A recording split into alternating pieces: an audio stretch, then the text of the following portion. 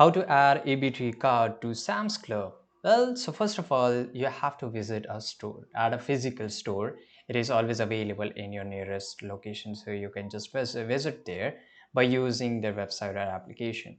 Now you have to select EBT eligible items, right? Shop for items that are eligible for purchase with EBT.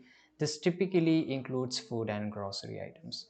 Note that non-food items such as household supplies or electronics are not eligible for purchase with EBT.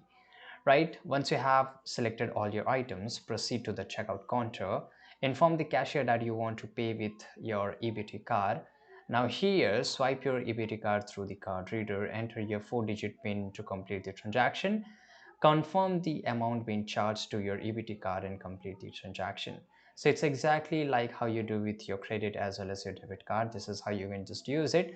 But there are some of the eligibility criteria that you can purchase some of the particular products with this card. I hope you found this video very useful. Subscribe.